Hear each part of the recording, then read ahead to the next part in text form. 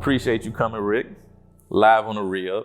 I just want you to start off like from the beginning. Like, how do you go from Woodlawn to LSU? Like, what's the journey to get to that point? So I started with Coach Randall in middle school, and at the Church Academy, they closed down. So I was in the air where I was gonna go for high school. I was gonna go the private school route, and I was like, man, I just want to try something different. So when he went to Woodlawn, I was like, man, I don't know what Woodlawn is. So I was like, man, I know they was sad. I'm like, man, for real, man. I mean, they was sad. They went like 0-10, like for 3 years in a row. I'm like, man, so it was just to challenge myself and see if I can go build something and like turn it around. So you always play quarterback? No, I played safety before I played quarterback. I was a safety for like a long time. I didn't want to play quarterback at all. What got you like wanting to play that position and to where you never played the position to like where you at now? I was always like one of the best athletes on the team, like running, jumping, throwing, whatever it was, I probably could do it. And so I played my grandfather for the longest. So that's my grandfather, and I'm the best athlete. So it's kind of like a gimme, like I'm the quarterback. So it's automatic. So then in middle school, I went to play with Coach Randall, and he started actually developing me. I mean, he played at the highest level or whatever. And so I was like, I'm like, damn, I'm actually kind of good at this. So then my mom was like, yeah, I don't even want you to be hitting people like that anyway. So Coach Randall was like, yeah, you ain't playing safety no more. So hey, from there, it just took off. So I just started taking it serious. Yeah, fun fact, that's actually like my second cousin. So I found out he was my cousin coming up as a kid when I first started playing football, and we was going to LSU games and like watching. That's back when Coach Saban was a coach, and so seeing like where he was like back then to like where he was now, like and like where he turned around the program. Obviously, he was a big help with that. That was huge. So what was he like, you know, having him in your life and kind of being that figure, especially being a quarterback, a black quarterback that went to LSU? That man character for real. Like I learned a lot, even like outside of football, just life. Like I've been with him for like 5-6 years. Like so, I mean, he taught me a lot, and he like made me like it's eye opening. Like the stuff that he taught me, and like football is like when I'm with them, it's just football. Just like outside of football, it's just I don't even got to talk about it with them because like I look at them like mentors. They more than just coaches to me. At what point in your high school career did you have that aha moment? Like 9th, 10th grade year, you was like, all right, I can really do this. Like I'm balling. It probably came before that. Like 8th grade. 8th grade, I went to the Alabama camp, and Shador Sanders was there. So I was like, man, everybody walking around, it got loud. I'm like, that's Dion. So he walking up, and I'm like, this son got to be a. So, you know, it's like you go by groups at camps or whatever, like the top group is going to always be the top group. All the coaches going to be watching them. So I'm going throw for throw with this dude. I'm like, man, he ain't no different than me. So that's really what it was. So I was like, and I'm not a cocky person, but I'm confident, like on the field, it's different. So I'm like, man, I'm him. I don't care who you is, so I'm going to do me regardless. So when I was throwing, I'm like, man, he ain't nothing to me. So, yeah, that's really when it was. And then after that, you know, that's in the summer, so you self-evaluate and see what you got to improve on, obviously. So after that, I just took all the coaching and put it in. I went to high school and started doing me. Okay, so when you entered high school at Woodlawn, program was in the dump, obviously. So you go from the program being in the dump to your senior year, ESPN coming to Baton Rouge. Like, what's that like? It was like a movie story. Like all 4 years, like some real movie stuff, like some Friday Night Lights stuff, like real documentary. Like I said, we was 2-8 our freshman year. I played varsity football at 145. I had 11 picks, and I don't like. So then through the years, like just obviously learning. I mean, I started 4 years, so the game slowed down so much, and you just learning, and then you just become a different type of confident. Like you just start learning tendencies, so you just play faster. So, I mean, senior year came. We've been planning like ESPN. Like, they're always our dream. Like, man, we got to play on ESPN our senior year. So then it came. We obviously played Zachary. I mean, they always Zachary. Zachary gonna be Zachary. So that was like a big game for us. I mean, we got on there. I mean, could have did better than what we did, but I mean, I think we had a good showing. Personally, I think I had a good showing. So as far as somebody like you that's been like starting as a freshman since high school, like when did I guess you want to say like the recruiting start for you? Well, recruits started late for me. Well, what they say late, sophomore, early junior year. Memphis they kicked it off for me. I was on the first national signing day, December. That's where I got my first offer. And after that, I had got like 3 in the next week. I got like Arkansas, Virginia Tech, and like Southern, and next week all together. And then it just skyrocketed, and the schools got bigger, conversations got more in depth. So after that, it was just where I want to go, really.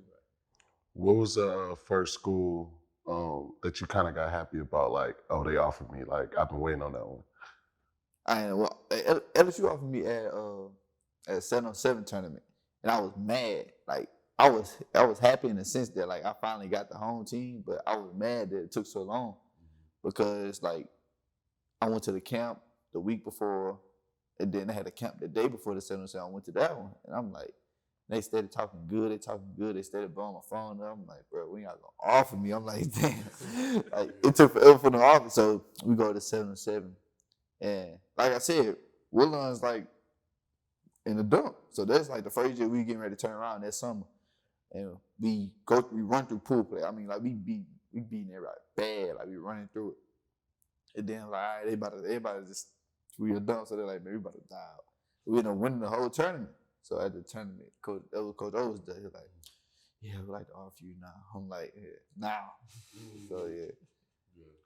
But I'd probably say LSU was like, that was a big one for me. I was like, man, that's a big offer. Like a lot of people can't say that's a big offer. Like you think of college football, you think of LSU. They're always in conversation. And Ohio State was like my dream school for the longest. So when I got that one, I was like, yeah, I'm pretty good. It's funny you say that with Coach O because I feel like life be coming full circle sometimes. Because for me, mine wasn't LSU, mine was USC because that's back when like Reggie Bush, like Lindell White. So I was a big Reggie Bush fan. So I always wanted that USC offer, and they never offered me. I got my first offer when I was in 8th grade. I had all the SEC schools, like a couple Big 10 schools, a lot of Big 12 schools. And like I was like, bro, USC don't even send me letters. Like I was tight. Well, yeah, and then Blindside came out, the movie came out, Coach O acting on there and stuff. And then he came to the crib and he was like, bro, we want to offer you at USC. I'm like, bro, y'all offered me literally a month before like signing day. Like I'm like, bro, like y'all, like I was already committed to LSU at that point, but it brought me back to remembering, like, was there ever like some corny like recruiters that were just like telling you some lame stuff? Like you was like, bro, like what are you talking about, bro? I'm not going for that. Like, but it was just like you just wasn't feeling it. Like you ever got them like lame recruiting pitches? Yeah, you have. There's a lot of them. Like you just listen to them talking, like, man, this don't even sound like good or believable. like how can you use this to recruit me? Right. But I mean, that's their job. That's what they think they're gonna give me. But I mean, with me during the recruiting process, I was all about like relations, like not in relationship, but kind of know. Like it got to the point, like man, this game is changing so fast. Like this coach will be recruiting me one day and be recruiting me at a whole other school tomorrow, like for real. So I was like, it just got to the point like I had to start really trusting my gut. I'm like, man, I gotta just see who real and who fake. And the staff at Purdue, like they all broke up. But they all kept in touch, like even when I decommitted. So I was like, man, that's real love. Like they still want to see me like succeed, even outside, even I'm not with them, obviously. But that's really what it was. I mean, I was just trying to figure out who was real and who was fake. And it's hard to tell in that game because everybody can sell you a dream, but at the end of the day, you got to know in reality, like man, you got to figure it out. Well, during the recruiting process, like what particularly were you looking to hear from somebody that was going to actually make you like make the decision to attend that school? And really, like the plan they had with me, like that was big on me because I mean, starting as a freshman anywhere and at that level of football is gonna be hard. So I'm like, man, I know I'm always going to compete. Like I'm not gonna just go and settle for nothing. I'm gonna go compete, but it's just really what you got in plan. You haven't planned for me, like what you gonna do to develop me and my game because I mean, what I did got me here. So I mean, what you gonna do to get me to the NFL? So that's really what it was for me. Because I mean, it's the bigger picture. That's always how I looked at it. Right. So just realistically, going into college right now, are you a hey man, I'm trying to get this degree? Or are you like, man, look, I'm ball or die. I'm trying to go to the league. Like, it just is what it is. Well, I'm from Baton Rouge. Let's just say enough. Let's say enough. Our academic system is not the best. We are Louisiana in general. So I mean, like, that's my dream. Like, I'm going to league. So if I'm on that third year and they say I go talk and they say I'm first, second, whatever, I gotta get up out of there. But I always come back and finish. I'll finish. But What you think will be your toughest challenge as being a SEC quarterback? Like the biggest thing you have to learn like right away for you to feel like you can play at the level like with a lot of SEC greats? probably the political side of it. Because on the field, I mean, I can do it. Like physically, I can do it. That's not a problem. I can learn it. I can learn the playbook. I'm gonna put the hours in to do whatever. But it's just the political side of it. Just outside of football, keeping my nose clean is not gonna be hard because I'm a cool dude. I stay out the way all the time. But it's just outside noises that you just had to learn just how to block it out. And like they just talking, like you just gotta keep a level head really, because that's just different. Because SEC, that's a whole different game. Like it's a different monsters in the SEC. Yeah, if you can be successful in the SEC, you can play NFL football. That's just what it is. In any position. Yeah. Well, being that like now you're in college, you got dreams of going to the league. Like, you know, the old saying is that if you don't have anything outside of yourself motivating you, you probably won't reach your destination. Like outside of you just want to do it for yourself, do you got anything outside that's like pushing you, motivating you to try to be, you know, the best of the best? Really just being the one in my family. Like just setting the trend. I mean, I have a little brother, and I just wanted to be like, yeah, my brother played for da-da-da-da, and I want him to be coming right behind me. Like, I just want to start setting the trend. So, like, I do it, then my little cousin, then my little brother, then we just it's going to be the whole lineup. We all going to be in there just doing what we do. So, that's really what I want to do. So, they can know they can do it, because man, it's hard coming out of Baton Rouge. A lot of people can't do it. So, it just got to be different. So what is the biggest difference right now? Because you literally, it's no summertime. You literally went from being a high school senior to a college freshman within a couple of weeks. Like, how has that transition been? It was like the first month. It was like, whoa, it was fast. I'm like, oh Lord, like, cause the schedule different. Like in high school, like yeah, you have your practice schedule, but you kind of like let's just put a spade for spade. When you the guy on the team, like you really kind of make your own schedule. Like I used to go to school, school was, cause like I was like ahead of all my credits, so I was like always out of school. I just went for practice and workouts. So I go to school or whatever, have my seat time, and I go to practice. And after practice, like I do whatever workout and I go about my day. That's it. But here you got mandatory study hall, you got all your classes, you gotta be in class, you got morning workouts, you got meetings outside your meetings. It's just different stuff. You gotta eat. I ain't never ate so much in the past couple months down there. But it's just a lifestyle change. I mean, a lot of people, it's not for everybody. It's really not for everybody. So you just gotta be willing to sacrifice the lifestyle that you used to change it for the better, I guess you could say. So how much has it been the older guys in the room compared to your coaches kind of like getting you up to speed on everything you really have to know at the college level? It's like a mix, because the coaches they're going to teach you like the way to read it, but the older guys going to teach you like the in and outs. Like Jane and us teach me like different in and outs to read it and different ways so I can learn how to read it better for me and my understanding. Like the coach is gonna tell you what it is, and you got to figure it out. Like, damn, I got to. All right, but they tell you like, oh, this how I do it, so this how it helps. So it's still the same thing, but it just teach you different ways. Okay, so you go from high school last year, you watching these guys play ball on TV. Now you in the same workout room, same facility, same practice field.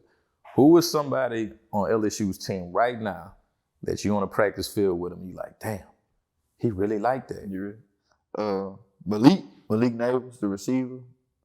Brian Thomas, our receivers. Kyle Lacey, like he was so, like, too. He was so like he was like a hidden assassin last year, but I feel like this year gonna be the year he like they all. I feel like we got the best receiver core in the nation, honestly. And you can quote me on this, you can do whatever. We got the best receiver core in the nation. For real.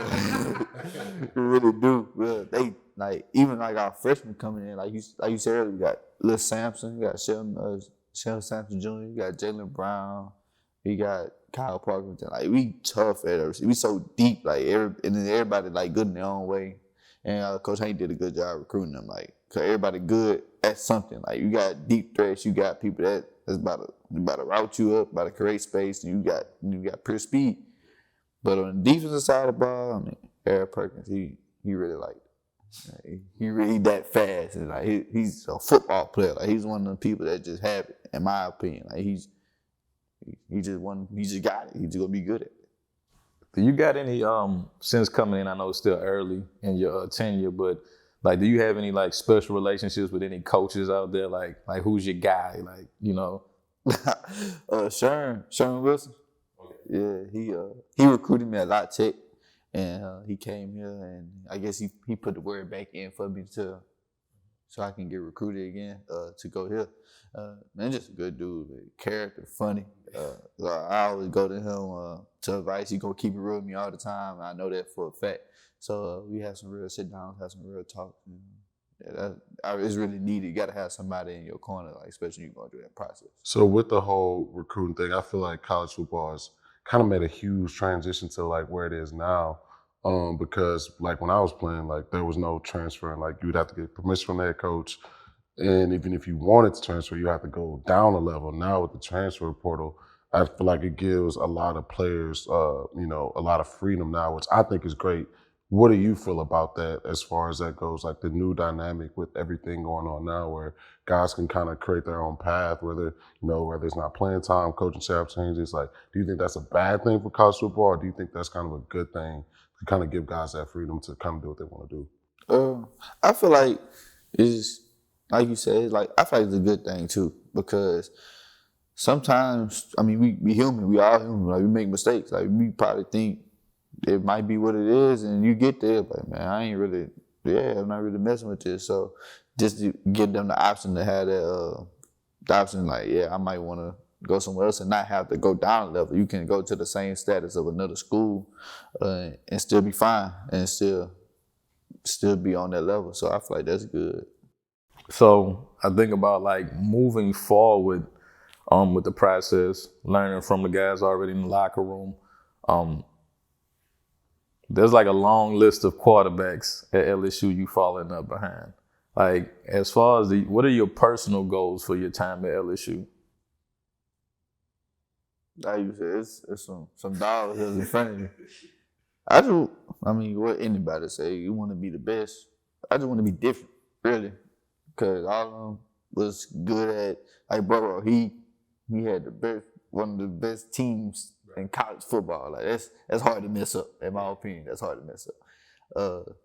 And Jaden, he fast, he can run, he put that thing down, it's over. Like nobody get touched. You had Jamarcus, he was probably the first African American pocket passer at LSU. And had Coach Randall, and so it's just, I just want to be different. I want to be me. I don't want to be in that list, if that makes sense. I want them to, when they think of quarterbacks, I want to be the one they think of. Like, man, Rick did this. Rick turned that around over there. That's how I want to be. So you ever thought about how you gonna feel the first time Coach Kelly, you walk to his office, all right, Rick, we got you at QB1, you're gonna be our guy. And you walking in front of 100,000 people in Death Valley, starting quarterback for LSU. You ever thought about what you're gonna feel like in that moment? I think about it all the time, like, man, that day come. That first game I started, I'm being that butterfly. Like, I was talking to my mom about that. I said, man, that first game, whenever I start, I'm gonna have to run the ball a couple times so I gotta get hit. So I gotta feel it. Yeah, this is real. Gotta pinching myself and some more stuff. Yeah, that's gonna be a good it's all like I said, LSU is not like my first option, but I'm from here. Like, man, just being a hometown here, I still always dream to play in Tiger Stadium. Like kids that's not even from here, like way from California, people still want to play in Tiger Stadium. That's a real dream. That's crazy now. Yeah, I feel like for me, that's what, like we were talking about the transfer portal, is everybody has to start at the bottom of the roster. I don't care if you're a 5-star guy, 4-star guy, no matter who you are. Harold Perkins, like you said, like he wasn't even starting the first game of the year last year. So, and we know what he turned into. So I feel like for me, once you kind of, prove it to yourself first, and then you prove it to your teammates, and then you prove it to the coaching staff, and then you finally get that moment, it's really what you make of it. Because, somebody got to start. It's 85 guys on the team. Somebody has to start. But it's really like what you make of that situation. And so I feel like for you, once you finally get that, spot where you're the guy, you're the team, do you feel like you're not going to let your teammates down, you're not going to let yourself down? You're going to be able to step up to that opportunity and kind of really show what you can do? Oh, I know I am. Like, I've been doubted this football stuff since I didn't probably started. Like, people always said something was wrong with me. At first, I was too slow. I ran track, got faster. Nah, I run the ball too much. Nah, and then it was my throwing motion was too long. Nah, I shorten it up. Nah, it's got to be quicker. It's gonna be something regardless. Like, I done figured it out. Like, even when you right, you still wrong. Like, I done figured that out fast. Like, you're not gonna never be right. You always just gotta accommodate. So I feel like once I get the opportunity, I feel like they gonna love me. I'm gonna make my guys better, and I'm leaving there with a net. I know I am for sure. Heard that. No, that's good. Well, I know you spoke about the quarterbacks that came before you at LSU, but you personally, like, what are the guys that you watch, like, growing up, even now, you be like, yo, like, that's who game I like, that's guys that inspired me or influenced you, or however you want to word it. It's crazy though, cause like I said, I want to play safety, so I was watching Tyrann Matthews, I was watching Jamal Adams, I'm watching all them play, I'm watching Ed Reed, I'm watching them, so I'm like, when I started playing quarterback, I was like, I wasn't watching nobody, I was just out there basically just freestyling, like, I wasn't modeling after nobody, I was just out there just kind of like doing what worked for me. But like gradually when I started, the first game I probably say I actually watched was when Deshaun Watson, when they played Bama, when he hit the little helicopter thing, and that's so watching him, and I was like, dang, he tough. Like, I just wanted I like how he played. So I started taking bits and pieces from him. Then Justin Fields, I like how I then started taking stuff from him. So just being a student of the game, I watch everybody. Like, I watch Josh Allen. Me and Josh Allen is non-compatible. Like, he way bigger than me. He a whole different quarterback, but it's still different stuff that I can take from him and put in mine.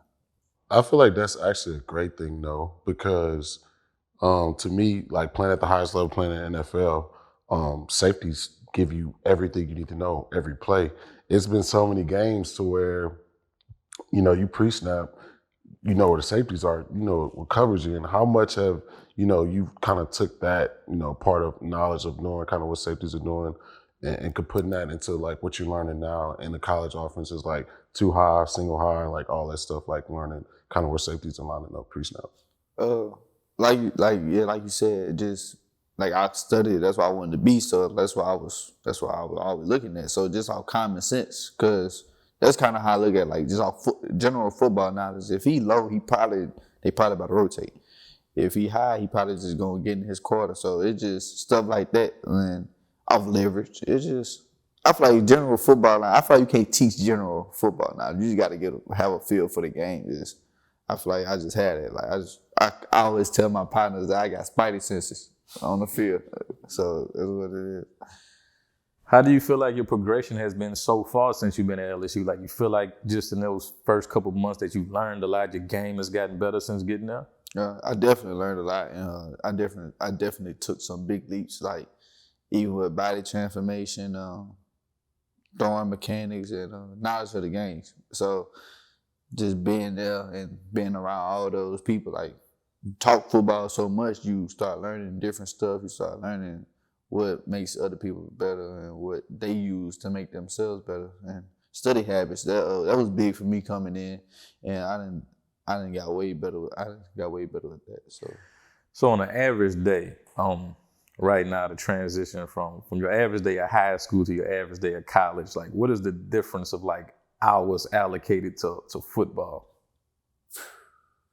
I feel like you can answer this one too. It's all day, bro. It's all day. It's all day, bro. You got a little class. He could tell you, like you wake got a up- little bit of class, a little bit of school, but You it's wake all up at day, 5, bro. you have your workouts, and you go home. Well, you eat. You gotta eat. They gonna make sure you eat. You gotta go home. You gonna shower. You gonna go to class about 2, 3 hours, 4 hours, or whatever. Study hard. Back to football. Right back. So it's football all day. Like football runs your life now at this point. So you might as well just, if you really want this, like it's gonna test you really want it already. And I ain't even hit fall camp yet, and it's testing me already. So I know it's gonna be bad in fall camp. So it's just, if you really want it, you love it, like you gonna do it.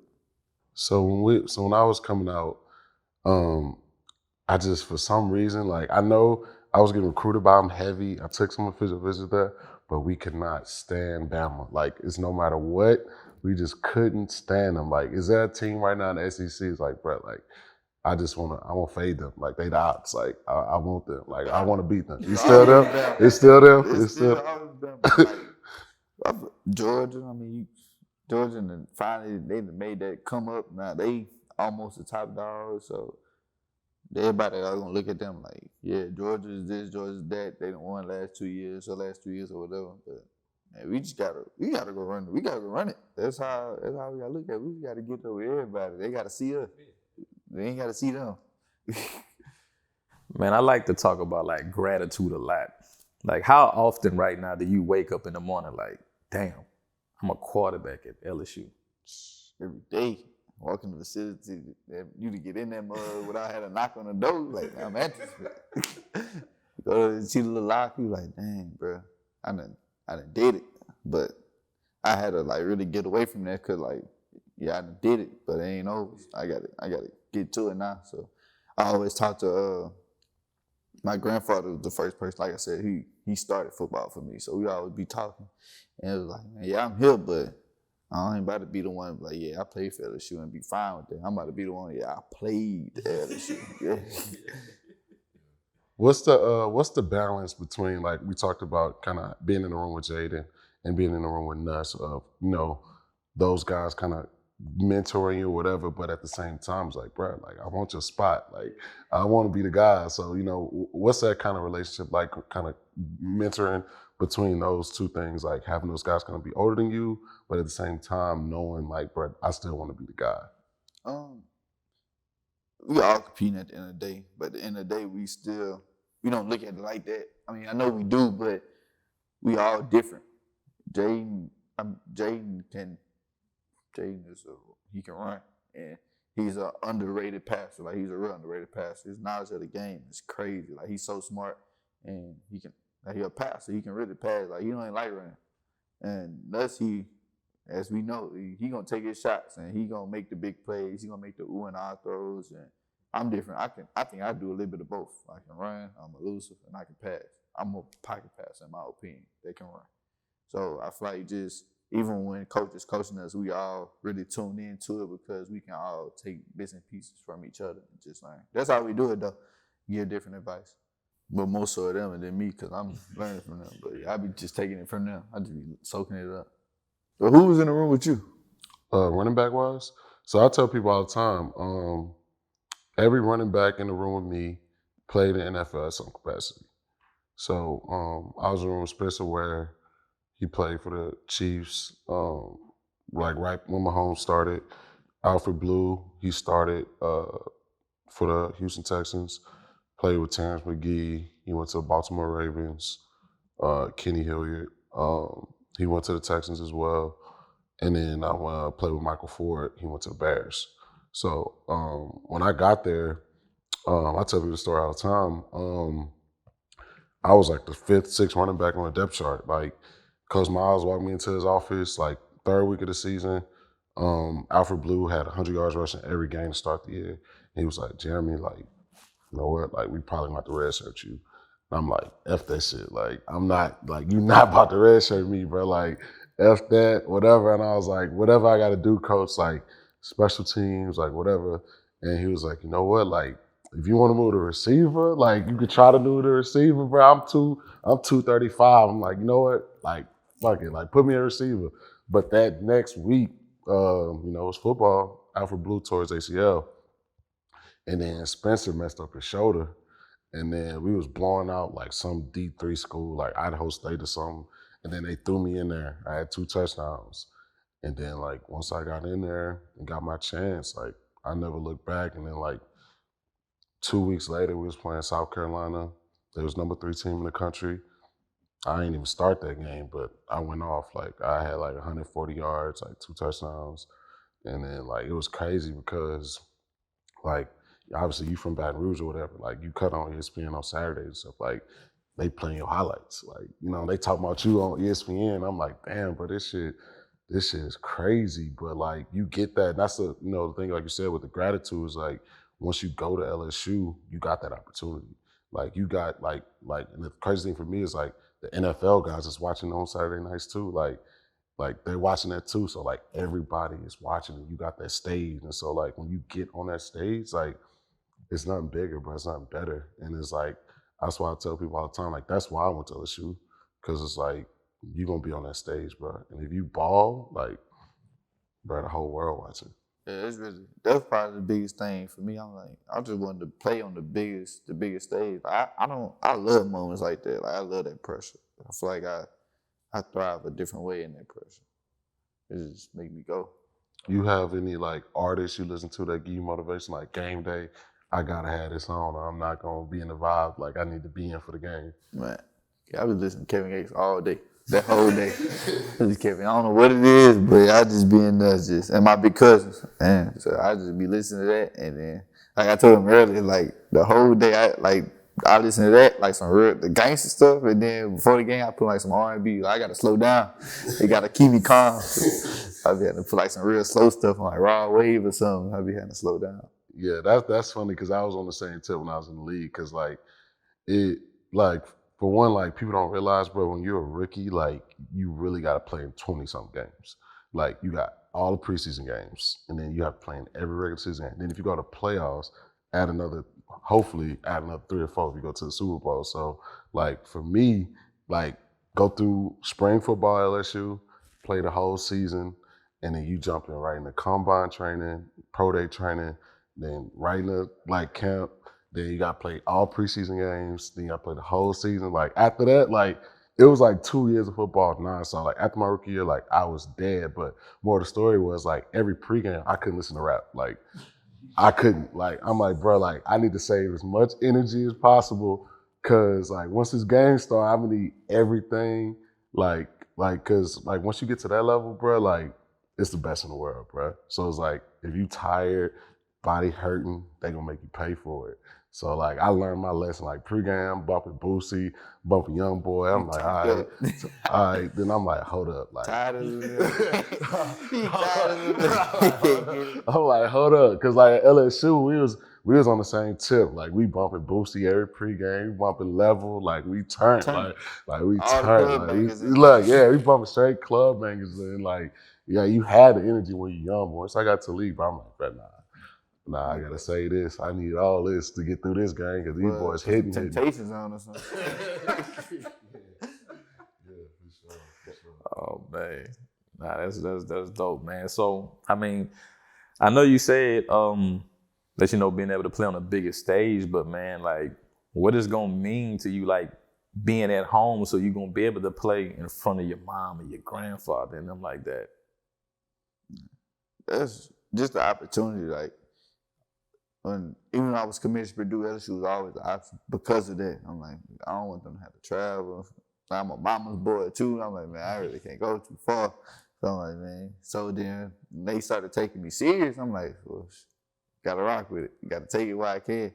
So just better playing for the hometown. Like Like when I posted my pictures when I committed, I'm like, I'm a hometown hero. Like that's all I want to be, just a hometown hero. Cause yeah, a lot of people from Louisiana play for LSU and make it, or whatever, but a lot of people from Baton Rouge don't play for LSU and make it. So that's the big difference. Cause I mean, this the capital. This is the city. So I mean, I do want to be that. Have you like experienced anybody like changing up or like, oh, that's my cousin, or oh yeah, that's my people right there, like, you know, like I know that dude, that's my dog, and he'd be like, wait, bro, like, oh, Who you? It happened. It happened. I mean, it happened a lot. It just, I know it's gonna come with it though, cause the stage that you're gonna be on, the magnitude and the standard that you're gonna be held at. You can't be like, I don't know you. You gotta be like, you gotta go with it almost. It's like, yeah, what up, bro? yeah. You thought about what it's gonna be like? Cause I'm giving you fair warning right now, especially when you were kind of starter. Hey, bro, let me get some tickets, bro. Like, hey, bro, I don't come to the game. My dog coming to the game. Like, you know, we pulling up, brother. You know, bro, we been knowing each other, bro. You got me, bro. Come on, bro. Nah, you flogging, bro. Like, you thought about how you gonna handle all that? Cause it's coming. I'm telling you. Coming, but I didn't think about it. Yeah. I just feel like I'm just gonna have to try to. I ain't gonna try, but I'm gonna stay true to my day one. So like, I'm like, man, I'm sorry, but so I gave him out already, man. I just can't get it to you. Make sure my day one straight before anybody else. Yeah, it get crazier because I remember like that's like it's in life, bro. It's benefits and like consequences to everything. Like being from Baton Rouge, like you said, going to LSU, like not all your high school classmates. Every time they see you, they're like, bro, what's up? Like, give me tickets to the game. Give me this. Give me this. But then, like, when you get to the league, it's like, not everybody asks for a bag. Like, bro, I ain't paying my car note, bro. Like, bro, I need, bro, help me out, bro. Like, and then it's like, when you don't, they try to turn you into the bad guy. So it's like, you got to get ready for all that. Cause I ain't telling you my money. Yeah, bro. I thought you was throwing around money like that. Man. No, I'm just telling him. No, I'm just telling him like that's just what's gonna come with the game, bro. So you just gotta, and it's gonna come like when you wait till the season starts. You're gonna see like being from Baton Rouge, it's like you're gonna see people like you said, that stage come with a lot of stuff. Like it's a lot of benefits. Definitely got your pros and cons. Like especially being from here, because there's good that I'm still in the city and I'm still home, but it's also bad because I'm still in the city and I'm still home because everybody knows me. Like I'm here. So it's just I guess it's how you maneuver. Like, yeah, I just like even when I do go out, like be hard to find at the same time. So I don't really be outside. Like I'll be at my mama's house, be at my I'll be out the way. I just gotta learn how to maneuver around the city. Yeah, I'm glad that you detailed the daily routine of like, you know, a college athlete, because, you know, from the outside, a lot of people who haven't experienced that, they feel like athletes are pampered, y'all got it easy, you know what I'm saying? It's a lot of cap, you know what I'm saying? And, you know, some people question like, oh, you know, why they get you know, schooling paid for and stuff like that. But it's like, it's a big responsibility that y'all hold. It's just, I mean, people always have their opinion, but they only see what happened on Saturdays. They don't see what happened that Monday through Thursday, or that Monday through Friday, really, or the Monday through Sunday. They don't see that. They don't see the fall camp. They don't see the summer workouts. They don't see none of that. They only see when we come play on Saturday and we got the purple and gold on with the tiger on, the LSU on our hips. That's all I see. They don't see what we had to go through, or all the MFs we get called, or all the death threats that we do get. Like, it's different being an athlete. Like, it. Get them N-words. I ain't want to go that far. I ain't want to go that far. Like, it's a lot that you got to go through. Like, you got to have some thick skin. Like, you got to be a different type of mentally strong. Like, you got to be real in tune with yourself. Like, because you got to know, like, dang, they saying all this, but at the end of the day, you got to know why you doing it. Like, it come with it. Speaking of that, though, you bring me to a point. When you decommitted from Purdue, was people like online getting at you? Like, yo. That was like the first real time that I was getting like some real like hate messages. They was talking about all types of stuff, calling me this, that, and that. I'm like, Lord, like, you a grown man, you were about a 17-year-old. You calling me all this, that. But I mean, that's what they do. I mean, they diehard fans, so that's what they gonna do. like I said, just come with it. Like, you got to know what you signing up for. I'm sure it's worse in the NFL. I know it's worse in the NFL. You got some real diehard fans in the NFL. We got diehard fans at tight with LSU. Yeah. So no, I was telling him that we had a little barbecue at his spot not too long ago, and I was telling him this story, like, bro, like, I'd much rather be in that shoe of the person that's like getting all that, because it's like that's my favorite movie of all time. Choice, like, you gonna be remembered or you not gonna be remembered. Like, I much rather be in that position to where like people can remember me for trying to do something great, rather than being that person that oh you suck, oh you ain't go here, it's oh easy to you. be the person that's saying you suck. It's hard to be the person that's saying you get called suck. Yeah, for sure. And I feel like even too, like I tell people this all the time, it's like quarterback to me is the hardest position in all the sports. Like whether it's point guard or you running the 100-meter dash or you playing whatever, like there's nothing harder in any sport than playing quarterback. So if you could do that at a high level, like you separating yourself on all athletes, because like especially if you're a quarterback, like I've seen the way these people get treated. But I played with Tom Brady, so like, bro, this man got a security guard just walking in the building. Like, Need that for real, though. it's a different level. It's just, I feel like being a quarterback, it helps you off the field too, because it teaches you how to deal with a lot of stuff. Because at the end of the day, like, quarterback set the tone for the whole team. Like, I hate when people be like, man, you gotta set the defense up. No, if your quarterback come out the locker room, the drag ass and bullshit, that whole practice gonna be messed up, even for defense. Because then your offense gonna be messing up. Then that's gonna feed to that's how it's gonna happen. If you come out the game and they get ball first and he bull stuff, or you see your quarterback around the facility, just yeah. So I mean, that's how it is.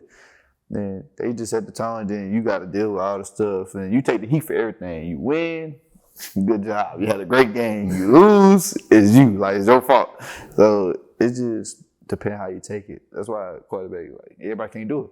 Everybody can't do it. Yeah, so last year I was working for ESPN doing the ESPN radio thing, and I'll be real, bro. I call stuff like I see it. I was hard on Jaden. Like, I was hard on him. I'll be real, bro. I was like, bro, he got to push the ball down the field. He got to be more aggressive. Like, and I was the first one saying that about him. And then, like, I think it was his cousin or his brother. He was like, and it was right after the Bama game. And he was like, hey, what you got to say now? What you got to say now? I was like, bro, look, he balled, bro. Like, I'm not no hater, bro. I'm not a hater. Like, I'm going to be the first one to tell you, like, look, this is what you're doing right, this is what you're doing wrong. But like, that's what comes with being a quarterback. Like, you're going to have like the people that, you may feel like they hating on you, but like, I'm not the type of hater, bro. Like, I'm going to call, like I said, if you balling, like when Joe was saying he was balling, I was like, bro, Joe balling. Like, he balling. Like, there's nothing you can say about it. So like, that's this type of person I am. But like, it's like, and it took me a while to get to that point as a player, like especially being in the league. It's like, there's haters, then there's people just trying to like, let you know like, hey, bro, like, this is what you're trying to do. Like, how you feel like you handle that now, because I'm sure you already dealt with it. Like, you lose a game on ESPN or whatever, people like tell you like, hey. High school, I lost that game. Yeah, man. Yeah. So like, how you feel like you handle like the balance between like the haters and then like people like actually trying to like give you good advice?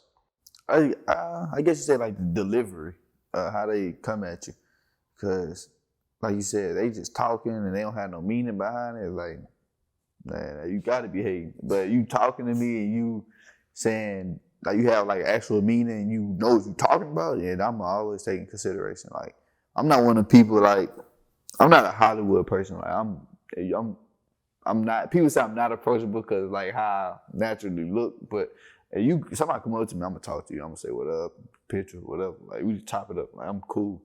But I mean, it's just how, I guess it is all delivery. Like, cause a random dude on the street come up to me and he talking about some, yeah, you gotta throw the ball. I'm like, why? You can't give me a reason why. I'm not about listening to you. So Rickie, do you have any messages for any of your fans, any family, anybody tuning in that, you want to, relate to anybody that follow you? I just want to thank everybody who was rocking with me from day one, who never switched up. I'm always, do it for y'all and for my family for sure. I'm going to put us on the map. We want to thank you guys again for tuning in to the Real Podcast with yours truly, Adam Dollars. Mr. Jeremy Hill here with us, and with our special guest, LSU quarterback Rickie Collins. Thank you. Peace. Closed mouths don't get fed. Yeah. Keep a coat on, you know outside get yeah. You know outside get Calculated risk finally got us out the red no longer.